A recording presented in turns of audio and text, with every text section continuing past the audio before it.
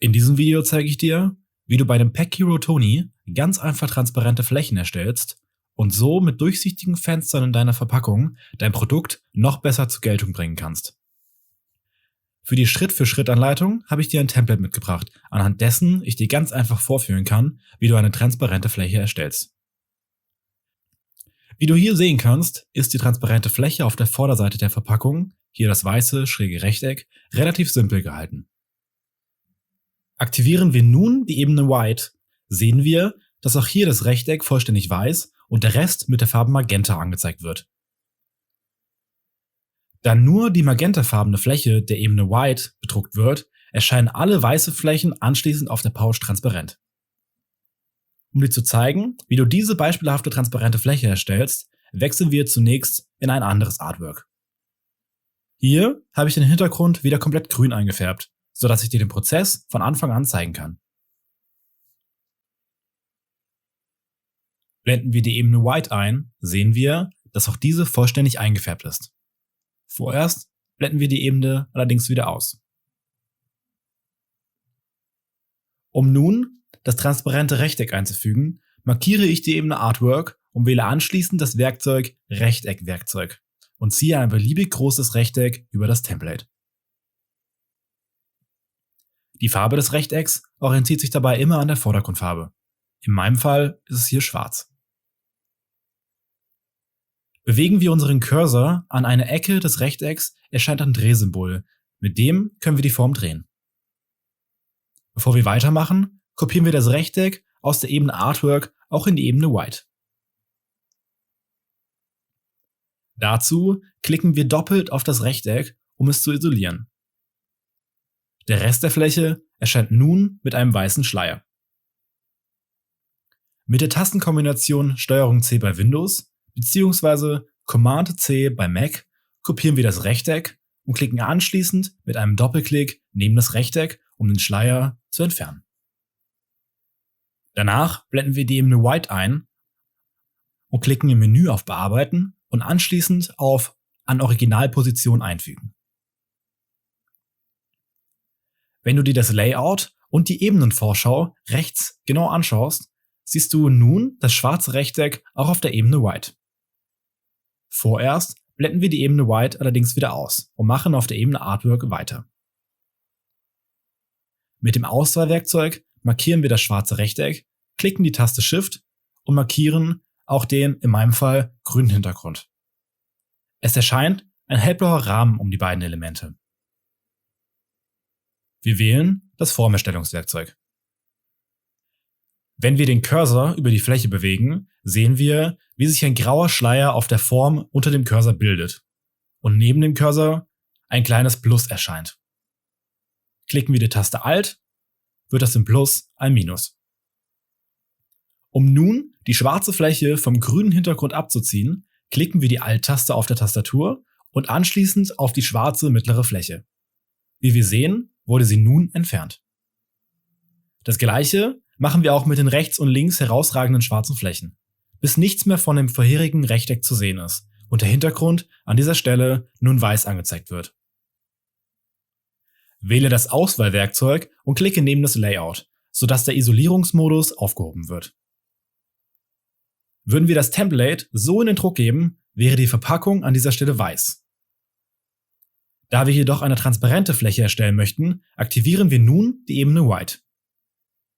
Hier kommen wir auf das schwarze Rechteck zurück, mit dem wir den gesamten Vorgang wiederholen. Wir markieren das Rechteck und den magentafarbenen Hintergrund, wählen das Formerstellungswerkzeug, klicken die Taste Alt, bis das kleine Minus erscheint und entfernen alle Teile des schwarzen Rechtecks. Nun ist das Rechteck transparent. Wenn wir das Template allerdings so in den Druck geben würden, wäre der Schriftzug und Teile der Zitrone nur schlecht erkennbar. Schließlich wird dieser Bereich ohne vorherige Grundierung gedruckt.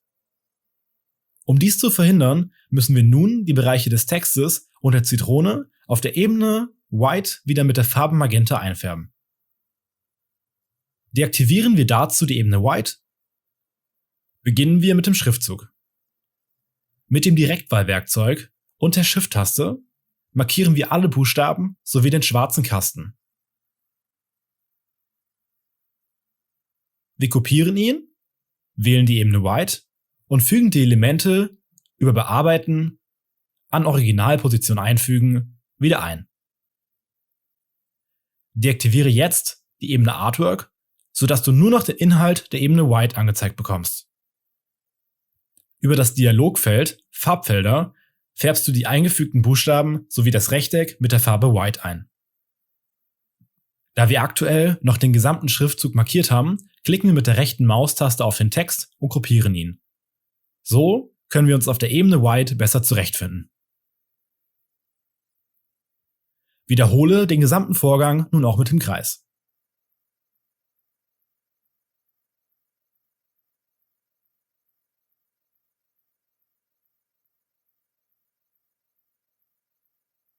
Die Herangehensweise bei dem Bild ist eine etwas andere.